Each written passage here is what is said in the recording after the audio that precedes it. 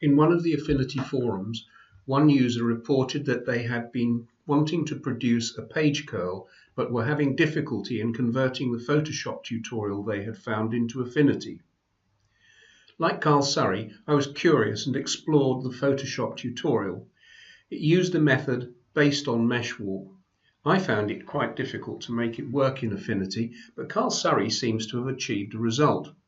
So I was curious to see how he did it and waited until he eventually produced the tutorial.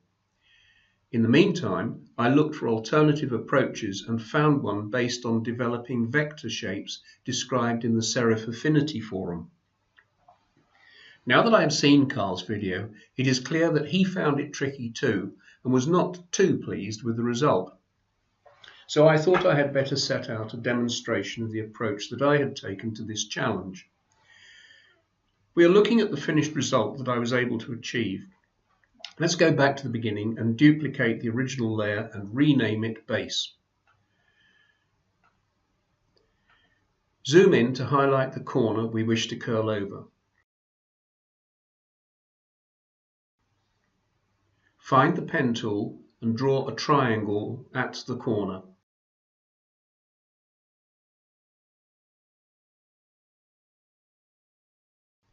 Change the fill to white.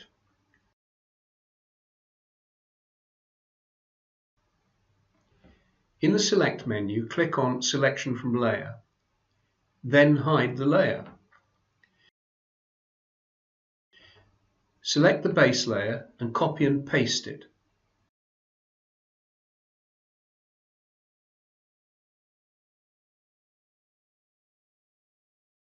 Rename the new layer Corner and hide the corner layer. Click on the base layer to select it. Press Delete, then use Ctrl D to deselect. Switch the white triangle back on again.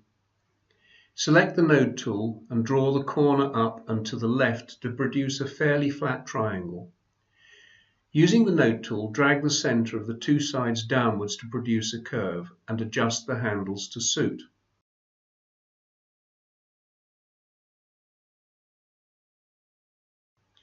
The ones at the sides of the picture should be placed along the side of the picture to make the curve tangential.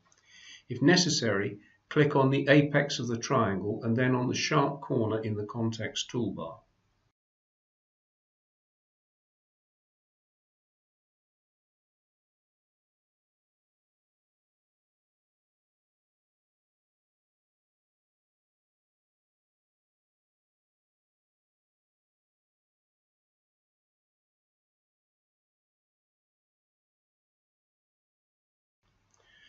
On the Select drop-down menu, choose Select from Layer.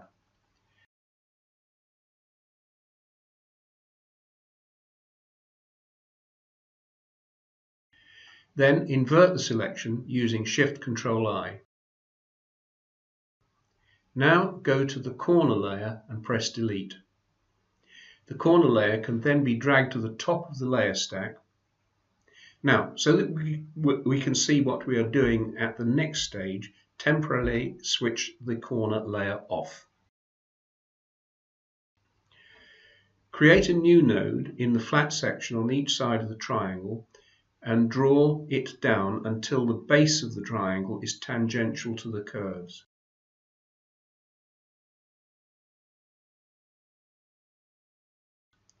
Now switch the corner layer back on again. Use the gradient tool to create a shadow.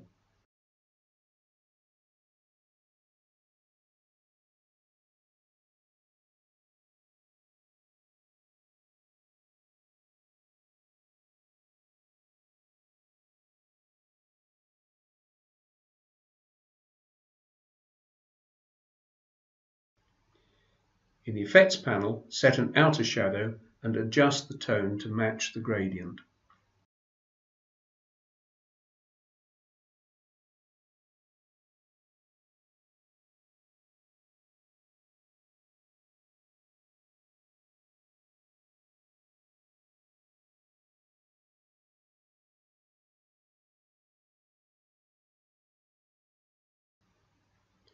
All that remains is to go to the other picture, copy it flattened, and paste it into our project.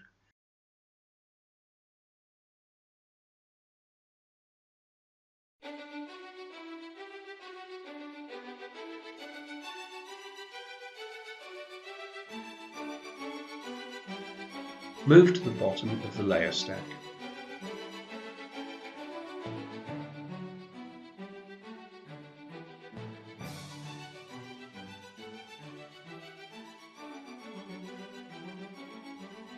I think the two advantages of this approach are that working with vector shapes can be more precise, and their ability to scale means that the resulting curves are not blocky, a problem Carl Surry identified with the mesh warping approach.